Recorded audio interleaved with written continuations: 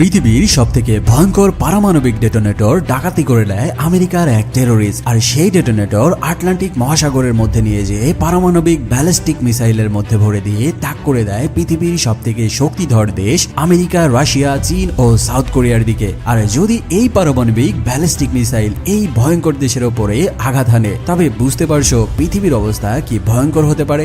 America, Russia এবং চীনের কথা না হয় বাদই দিলাম, যদি একটাও মিসাইল কিম জং উনের দেশ মানে সাউথ কোরিয়ার উপরে পড়ে, তবে পুরো পৃথিবীকে ম্যাপ থেকে গায়েব করে দেওয়ার জন্য এই পাগলা কিম জং উন একাই যথেষ্ট।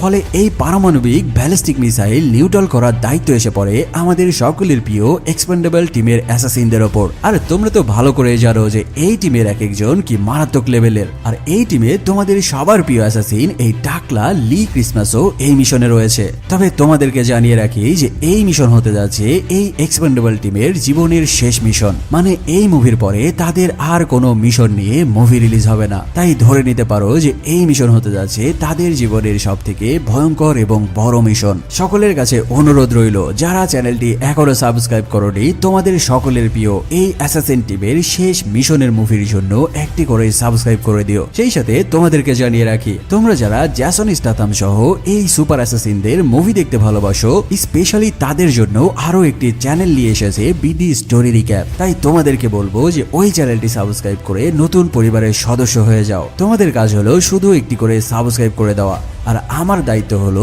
তোমাদের জন্য মারাত্মক মারাত্মক এমন সব মুভির এক্সপ্লেন ভিডিও উপহার দেওয়া। তো চলো আর কোনো কথা না বাড়িয়ে শুরু করি আজকের এক্সপেন্ডেবল টিমের শেষ মিশনের মুভির এক্সপ্লেনেশন। মুভির শুরুতে আমরা লিভিয়ার একটি কেমিক্যাল পাওয়ার প্ল্যান্ট দেখতে পাই, যেখানে দেখা যায় চারিদিকে শত শত আর্মিরা ওই পুরো পাওয়ার প্ল্যান্ট ঘিরে রেখেছে, কারণ এখানে রয়েছে পৃথিবীর সব থেকে শক্তিশালী পারমাণবিক ডেটোনেটর। আর এই পারমাণবিক ডেটোনেটর গুলো স্বয়ং লিভিয়ার জেনারেলের সার্বিক তত্ত্বাবধানে রয়েছে। আর ওই পাওয়ার প্ল্যান্টের মধ্যে আমরা লিভিয়ার আর্মি জেনারেলকে তার পরিবারের সাথে দেখতে পাই। এদিকে হঠাৎ একজন গার্ড দেখতে পায় যে বাইরের এক সিকিউরিটি কোনো রকম সারা শব্দ দিচ্ছে না। ফলে তার সামনে সে এসে দেখতে পায় যে সে রক্তাক্ত অবস্থায় মরে পড়ে রয়েছে। ঠিক ওই সময়ে কোথায় থেকে এক স্নাইপার শট এসে ওই গার্ডের বুকে লাগে। সাথে সাথে ট্যাঙ্ক আর হেলিকপ্টার এসে পড়তে থাকে লিবিয়ার ওই পারমাণবিক পাওয়ার প্ল্যান্টের এরিয়ায়। সেই টেররিস্টরা হেলিকপ্টার থেকে হেভি হেভি মিসাইল মেরে নিচে থাকা আর্মিদের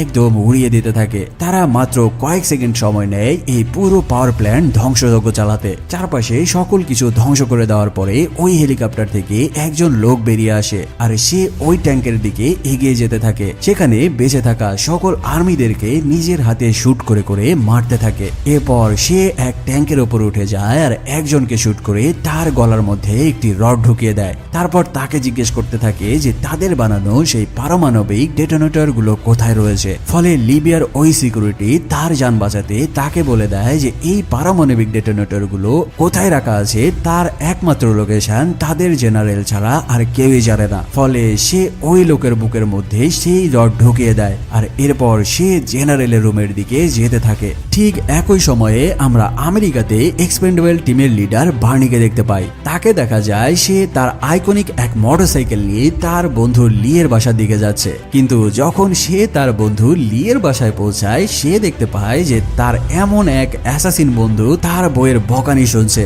এখান থেকেই প্রমাণ হয়ে যায় যে তুমি যত বড়ই লাট হও না কেন, তোমার বইয়ের কাছে তোমার কোনো ভ্যালু নাই। এই টিমের আমরা আরো একজন সদস্য গানারকে দেখতে পাই, যে তার এক নতুন রাইফেল কাস্টমাইজ করার চেষ্টা করছিল। সেই সাথে গানারের পাশে আরো দুই সদস্য ছিল।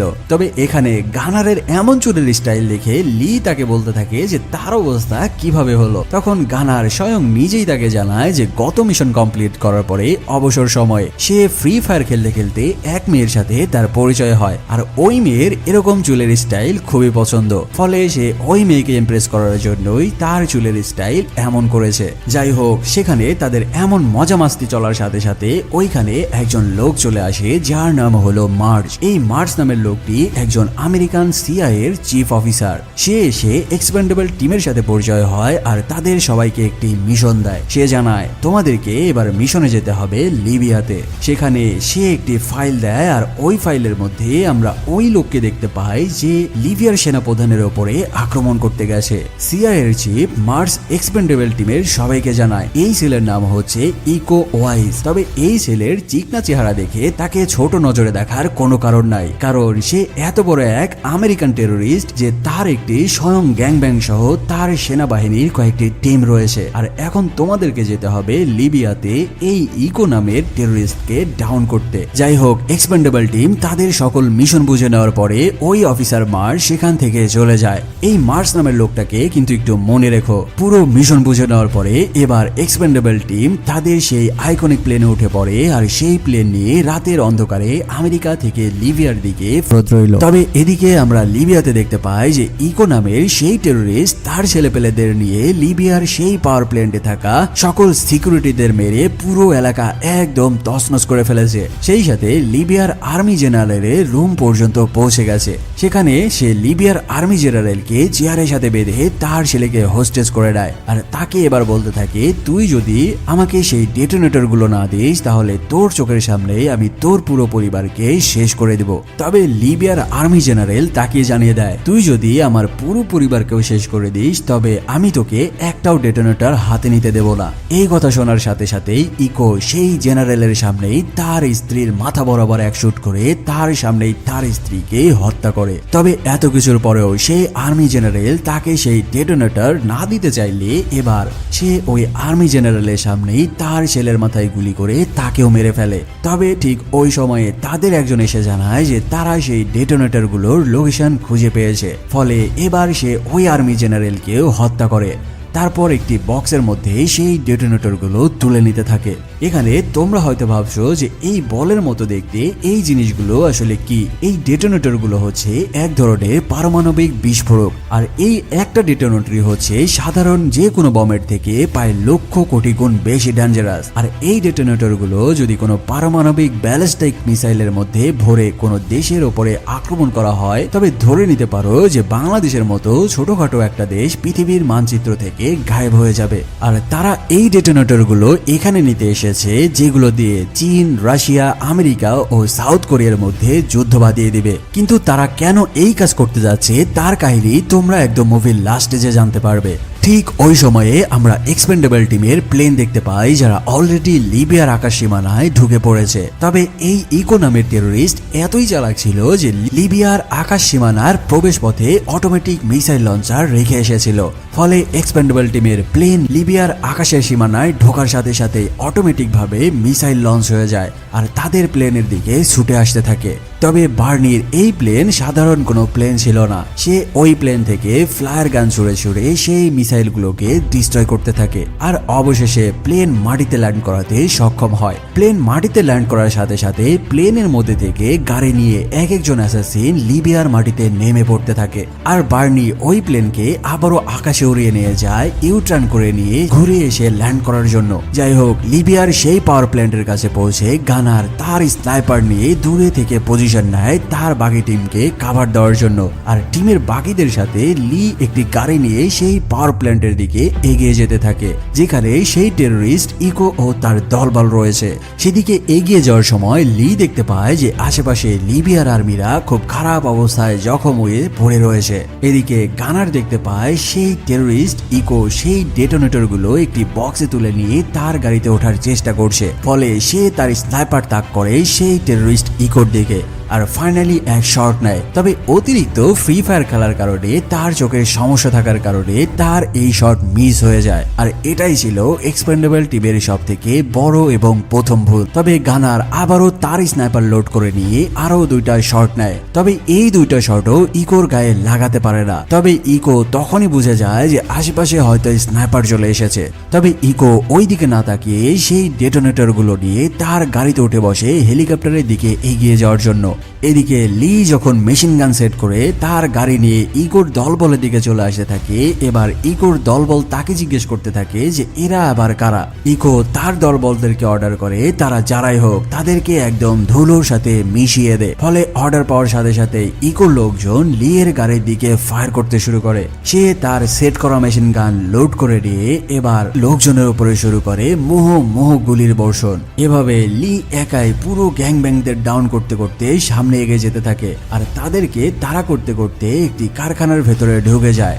এদিকে লিয়ের আক্রমণে যখন ইগোর লোকজন কোনোভাবে পাল্টা আক্রমণ করতে পারছিল না, সেই সাথে তারা যখন বুঝতে পারে যে এই টাকলা লোক কোনো সাধারণ লোক নয়, এবার তাকে মারার চিন্তা তারা মাথা থেকে বাদ দিয়ে সোজা হেলিকপ্টারের দিকে আগানো শুরু করে। তবে লি ওই দলবলদেরকে ডাউন করতে করতে তাদের তাড়া করতে করতে এক বিশাল ক্রেনের হ্যামারের সাথে লেগে তার পুরো মেশিন গান গাড়ি থেকে উড়ে যায়। যখন এই কাহিনী ইগোর লোকজন দেখতে পায়, এবার তারা লির দিকে মেশিন গান তাক করতে থাকে তাকে উড়িয়ে দেওয়ার জন্য। তবে লি তার পকেট থেকে চাকু বের করে সেই চাকু ছুঁড়ে মারে ওই বাহিনীর মেশিন গানের ম্যাগাজিনের মধ্যে। ফলে ওই চাকু এসে ম্যাগাজিনের মধ্যে ঢুকে যাওয়ার কারণে পুরো মেশিন গান জ্যাম হয়ে যায়। আর এই সুযোগে লি তার বন্ধুকে বলতে থাকে যে তাদের গাড়ি ওই মেশিন গানের দিকে নিয়ে যাওয়ার জন্য। লিয়ের কথা মতো তাদের গাড়ি ওই মেশিন গানের দিকে নিয়ে যেতেই লি এক লাফে তাদের গাড়ি থেকে সেই গাড়ির ওপরে লাফিয়ে ওঠে। সেই সাথে তার পকেট থেকে গান বের করে আগে ওই গাড়ির ড্রাইভারকে খেয়ে দেয়। তারপর গাড়ির পেছনে মেশিন গানের কাছে যায় আর ওই মেশিন গান ধরে থাকা ওই চাকু তুলে তার বুকের মধ্যে ঢুকিয়ে দিয়ে তাকে সেই গাড়ি থেকে ফেলে দেয়। সেই সাথে পুরো মেশিন গানের কন্ট্রোল সে নিজের হাতে নিয়ে নেয়। অন্যদিকে বাহিরে আমরা বার্নিকে দেখতে পাই যে তার প্লেন ইউটার্ন নিয়ে আবারও লিবিয়ার সেই পারমাণবিক পাওয়ার প্ল্যান্টের ওপর দিয়ে চক্কর দিয়েছিল। সেই সাথে তার প্লেন থেকে বড় বড় বোমা ফেলে নিচে থাকা সকল গ্যাংব্যাংদের উড়িয়ে দিতে থাকে। এদিকে আমরা গানারকে দেখতে পাই যে তার স্নাইপার তুলে নিয়ে একটি গাড়ি নিয়ে দ্রুত সেই পাওয়ার প্ল্যান্টের দিকে এগিয়ে আসছিল। তবে হঠাৎ বাইরে থেকে আরো একটি গাড়ি এসে তার গাড়িকে একদম উড়িয়ে দেয়। তবে সেই টেররিস্টরা তাদের গাড়ি থেকে নেমে যেই গানার ও তার বন্ধুকে মারতে আসে, এবার গানারের গাড়িতে থাকা আরো এক অ্যাসাসিন এমন উল্টা অবস্থায় এক শুট করে তাদেরকেই মাটির সাথে শুইয়ে দেয়। অন্যদিকে দেখা যায় লি ও গানার সহ টিমের সকলে মিলে ফ্রন্ট লাইন থেকে যুদ্ধে জড়িয়ে পড়ে আর সেখানে শুরু হয়ে যায় এক ভয়াবহ যুদ্ধ।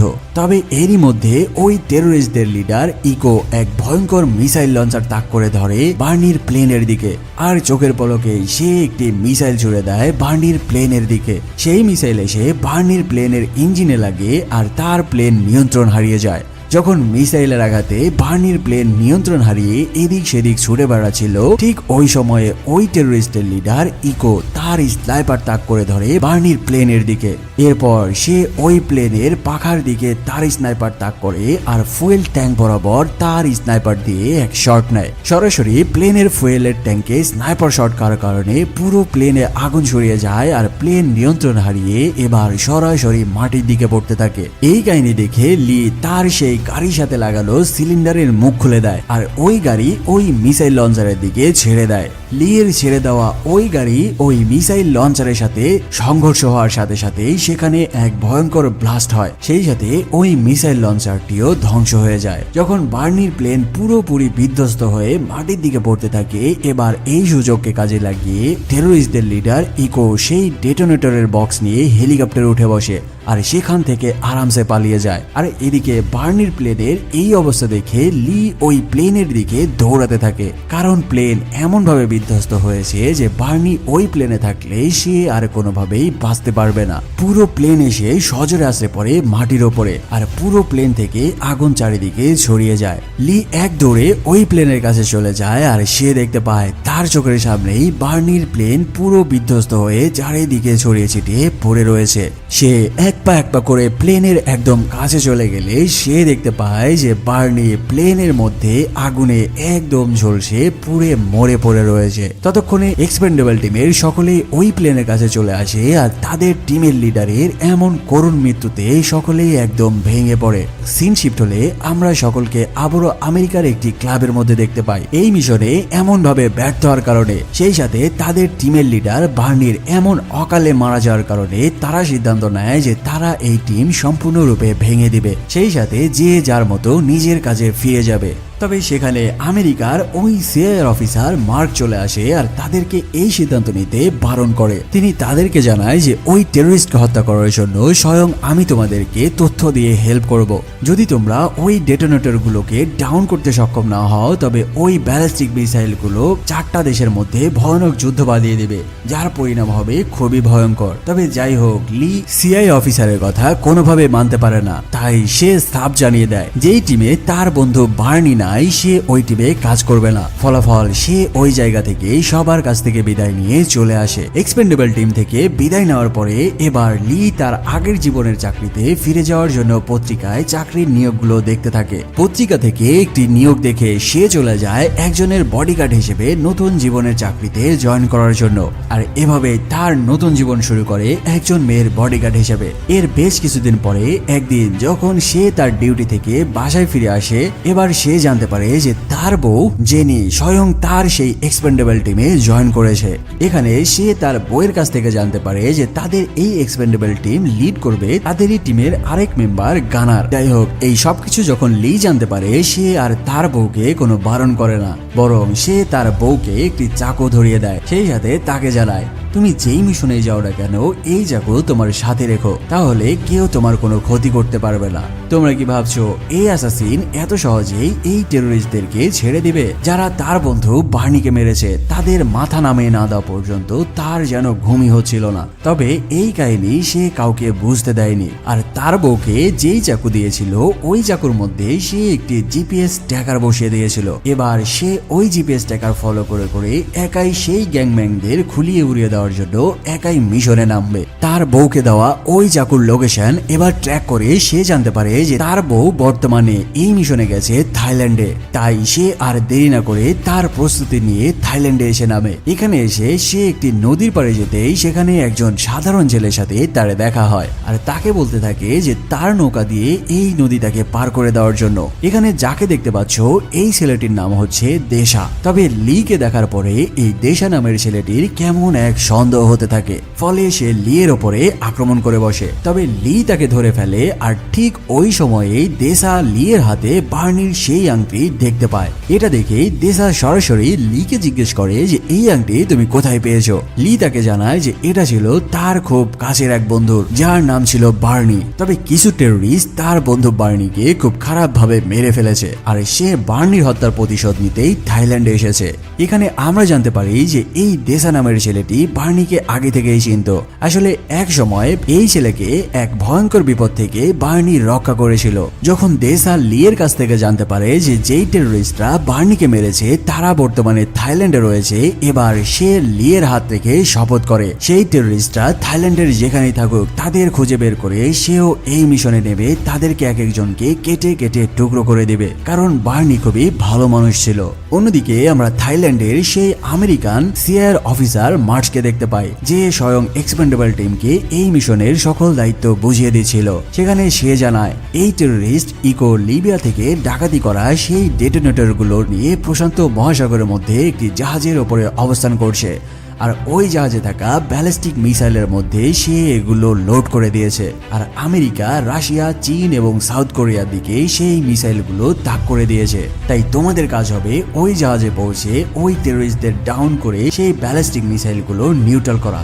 যদি তোমরা নির্দিষ্ট সময়ের মধ্যে সেই ব্যালিস্টিক মিসাইলগুলো নিউট্রাল করতে না পারো তবে ধরে নাও আমাদের সাথে সাথে পৃথিবীর কয়েকটা দেশ গায়েব হয়ে যাবে। মিশন বুঝে নিয়ে গানার ও তার টিমের দলবল সেই জাহাজের উদ্দেশ্যে রওনা দেয়। তারা একটি প্লেনে করে উড়াল দেয় আর নির্দিষ্ট জাহাজের ওপরে এসে প্যারাসুট নিয়ে ওই জাহাজের ওপরে প্লেন থেকে সমুদ্রের মধ্যে জাম্প করতে থাকে। এদিকে আমরা লিকে দেখতে পাই যে ওই ছেলে দেশাকে সাথে নিয়ে একটি বোটে করে প্রশান্ত মহাসাগরের মধ্যে এগিয়ে যাচ্ছে ওই জাহাজের লোকেশনের দিকে। গানার আর তার টিমের সবাই একে একে ওই জাহাজের ওপরে প্যারাসুট দিয়ে ল্যান্ড করে, কিন্তু তারা দেখতে পায় যে এই জাহাজ সম্পূর্ণটাই একদম শুনশান নিরাপত্তা। ফলে তারা গান বের করে এক পা করে পুরো জাহাজ তল্লাশি করতে শুরু করে। এভাবে তারা যখন জাহাজের ভেতরে ঢুকে যায় সেখানেও দেখতে পায় যে কোনোই মানুষ নাই এই জাহাজের ভেতরে। তবে হঠাৎ তারা একটি ডেকের মধ্যে যাওয়ার সাথে সাথেই হঠাৎ রুমের লাইট অফ হয়ে যায় আর চারিদিক থেকে হাজার খানেক লোক এসে তাদের সবাইকে হোস্টেজ করে দেয়। মানে গানার ও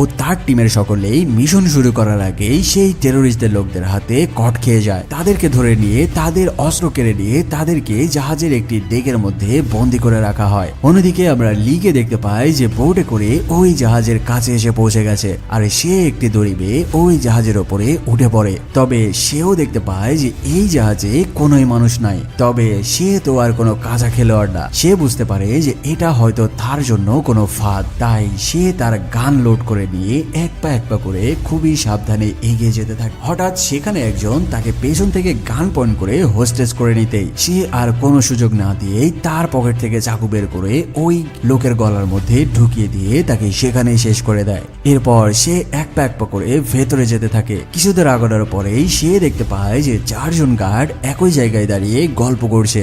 এখানেও বুঝতে পারছো যে এই 4 জনের সাথে সে কি করেছিল।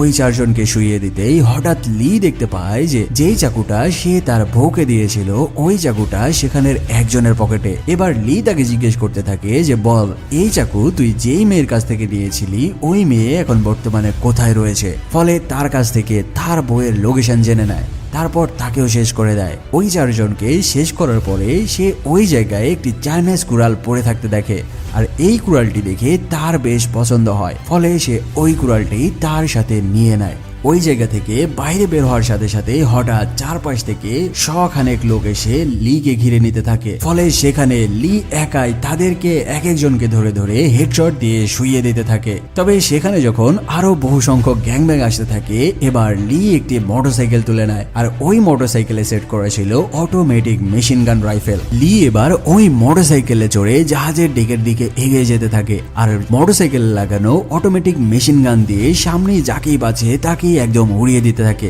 এভাবে সে এক একজনকে উড়িয়ে দিতে দিতে যখন সামনে এগোতে থাকে, হঠাৎ তার সামনে আরো একজন ঠিক একই রকম অটোমেটিক মেশিন গান সেট করা মোটরসাইকেল নিয়ে এসে হাজির হয়। এবার দুজনের দিকেই সেই মোটরসাইকেল নিয়ে এগিয়ে আসতে থাকে। তবে লি এখানে বুদ্ধি করে তার মোটরসাইকেল সেখানে দাঁড়িয়ে থাকা একটি ফাইটার জেটের পাখার উপর দিয়ে চালিয়ে দেয়, আর ওই গ্যাংয়ের লোক সেই ফাইটার জেটের সাথে তার মোটরসাইকেল নিয়ে এক মারাত্মক সংঘর্ষ হয়। এভাবে যখন লি সবাইকে খতম করে দিচ্ছিল, হঠাৎ একজন জাহাজের ডেকের ওপর থেকে তার দিকে গ্রেনেড ফায়ার করতে থাকে। তবে লি কোন রকমে নিজেকে বাঁচিয়ে আস্তে আস্তে জাহাজের পেছনের ডেকের দিকে আশ্রয় নেয়। তারপর তার স্নাইপার লোড করে নিয়ে এক হেডশট দিয়ে তার অধ্যায় ক্লোজ করে দেয়। ওই সময়ে জাহাজের অন্যদিকে দেখা যায় দেসা নামের ওই ছেলেটি ওই জাহাজের উপরে উঠে এসেছে, আর তার সেই চ্যাং চুং কুংফু স্টাইলে সকল টেররিস্টদেরকে শুইয়ে দিতে থাকে। যাই হোক, বাইরে লি ও দেসা গ্যাংব্যাংদেরকে ডাউন করতে থাকে, আর ভেতরে দেখা যায় এক্সপেন্ডেবল টিমের বাকি সদস্যরা সেখান থেকে পালিয়ে যাওয়ার জন্য একটি রাস্তা খুঁজে পেয়েছে। তাই তারা ওই রাস্তা ধরে জাহাজের বাইরে বেরিয়ে আসতে থাকে। ঠিক ওই সময়ে সেখানে 2 জন গার্ড চলে আসে আর তাদের রাইফেল তাক করে সারেন্ডার করতে বলে। তবে ঠিক ওই সময়ে সেখানে এসে দাঁড়ায় লি, আর সে কোনো সুযোগ না দিয়েই এক ফায়ার করে তাদের 2 জনের গুলি এক শটে উড়িয়ে দেয়। যাই হোক, টিমের সকলকে রেস্কিউ করে নিয়ে ফাইনালি তারা ওই ডেটোনেটর গুলোর কাছে পৌঁছায়। আর এখানেই তারা জানতে পারে যে এই ব্যালিস্টিক মিসাইলের মধ্যে ভরে দেওয়া হয়েছে সেই ডেটোনেটর গুলো, সেই সাথে সেখানে একটি টাইম সেট করে দেওয়া হয়েছে। আর এই ব্যালিস্টিক মিসাইলগুলো বর্তমানে 4টি দেশ মানে আমেরিকা, রাশিয়া, চীন এবং নর্থ কোরিয়ার দিকে তাক করে রাখা হয়েছে। কামডাউন শেষ হওয়ার সাথে সাথেই এই ব্যালিস্টিক মিসাইলগুলো সেই 4টি দেশের ওপরে আঘাত হানবে, আর তাদের হাতে সময় খুবই কম এই মিসাইলগুলো নিউট্রাল করার জন্য। ফলে তারা এক একজন চারিদিকে ছড়িয়ে যায় আর এক একজনকে ধরে তাদের খোপড়ি উড়িয়ে দিতে থাকে। অন্যদিকে দেশা নামের ওই ছেলেটি তার চাকু দিয়ে এক একজনকে কেটে কেটে গলা নামিয়ে দিতে থাকে। যদি তোমরা এই মুভির এই সিনটুকুর আসল ফিল নিতে চাও, তবে তোমাদেরকে এই মুভি একবারের জন্য হলেও দেখতে হবে, কারণ এখানে যেই লেভেলের অ্যাকশন আর খুন খারাপি দেখানো হয়েছে তা আসলে এক্সপ্লেন করে অনুভব করানো সম্ভব নয়। এভাবে এক্সপেন্ডেবল টিমের প্রত্যেকেই এক একজন টেররিস্টকে ধরতে থাকে আর এক একজনকে খতম করে মাটিতে শুইয়ে দিতে থাকে। এভাবে মারতে মারতে লি হঠাৎ চলে আসে টেররিস্টের লিডার ইকোর সামনে। ইকো যত বড় টেররিস্ট হোক না কেন, লি এর কাছে সে একটা বাচ্চা শিশু। ফলে লি ইকোকে কোনো রকম সুযোগ না দিয়েই তাকে এমন কালানো শুরু করে যে চোখের পলকেই তাকে মেরে একদম ভর্তা বানিয়ে ফেলে। তারপরে তার সাথে নিয়ে আসা ওই চাইনিজ কুড়াল ইকোর বুকের মধ্যে ঢুকিয়ে দেয়। এরপর তাকে জিজ্ঞেস করতে থাকে, বল এই ব্যালিস্টিক মিসাইলের কন্ট্রোল কি কার হাতে রয়েছে। ফলে জীবনের শেষ সময়ে ইকো তাকে জানিয়ে দেয় যে এই মিসাইলগুলোর কন্ট্রোল কি রয়েছে তাদের বসের কাছে। লি তাকে জিজ্ঞেস করে যে বল তোর বসের নাম কি। ইকো জানায় যে তার বসের নাম হলো মার্চ, মানে এই মার্চ নামের লোকটাই হলো আমেরিকার সেই সিআইএ এর চিফ অফিসার। মানে ঘরের শত্রু বিভীষণকে রেখেই তারা এসেছে বনের শত্রুকে তাড়াতে। এই কথা শোনার সাথে সাথে লি প্রথমে মারাত্মক রকমের টাসকি খায়। তবে লি এর এই মার্চ নামের লোকের ওপর আগে থেকেই সন্দেহ ছিল। ঠিক ওই সময়ে লি দেখতে পায় যে ওই মার্চ নামের লোক ওই জাহাজের ওপরে রয়েছে। ফলে সে এক কঠিন রাগে ওই লোকের দিকে তার হাতে থাকা রকেট লঞ্চার দিয়ে এক ফায়ার করে বসে। আর এই রকেট লঞ্চারের ফায়ার যে লাগে তাদের সামনে রাখা একটি হেলিকপ্টারের ফুয়েল ট্যাঙ্কে। ফলে সেখানে মারাত্মক বিস্ফোরণ ঘটে আর ওই হেলিকপ্টার জাহাজ থেকে পানির মধ্যে পড়ে যায়। যাই হোক, পরিবেশ নরমাল হলে মার্চ দেখতে পায় যে তাদের দিকে ফায়ার করেছে লি, আর তার হাতে রয়েছে একটি রকেট লঞ্চার। মানে মার্চ বুঝে গেছে যে লি তার সকল গোপন তথ্য জেনে গেছে, তাই সে তার লোকজনকে অর্ডার করে লি এর ইচ্ছা খতম করার জন্য। সেখানে যখন লি এর ওপরে তারা তুমুল আক্রমণ শুরু করে, এবার লি সেখান থেকে পালিয়ে যেয়ে জাহাজের ডেকের নিচে আশ্রয় নেয়। এভাবেই চলতে থাকে লি এর ওপরে কঠিন আক্রমণ। তবে এই আক্রমণের মধ্যেই লি এর মাথায় আসে যে এই জাহাজ থেকে তাদের টিম মেম্বারদের আগে সরিয়ে দিতে হবে, তা না হলে কামডাউন শেষ হওয়ার সাথে সাথেই মিসাইল লঞ্চ হওয়ার পরে এই পুরো জাহাজ ব্লাস্ট হয়ে যাবে। তাই সে জাহাজের পেছনে বেঁধে রাখা তার সেই বোট দিয়ে তাদের টিমের এক একজনকে নামিয়ে দিতে থাকে আর তাদেরকে এই সমুদ্র থেকে বেরিয়ে যেতে বলে। সেখানে লি এর স্ত্রী জেনি তাকে এক আবেগঘন মুহূর্ত দিয়ে বিদায় জানায়, আর লি তাকে প্রমিস করে যে সে অবশ্যই তার কাছে এই জাহাজ থেকে ফিরে আসবে। তারপর লি তার নিজের জান বাজি রেখে ওই জাহাজের কন্ট্রোল নিতে থাকে, কারণ যেভাবেই হোক এই মিসাইলগুলো লঞ্চ হওয়া থেকে নিউট্রাল করতেই হবে। তাই সে আগে জাহাজের ইঞ্জিন রুমে চলে যায় আর ওই জায়গা থেকে জাহাজের প্রপেলার নিচে নামিয়ে দিতে থাকে।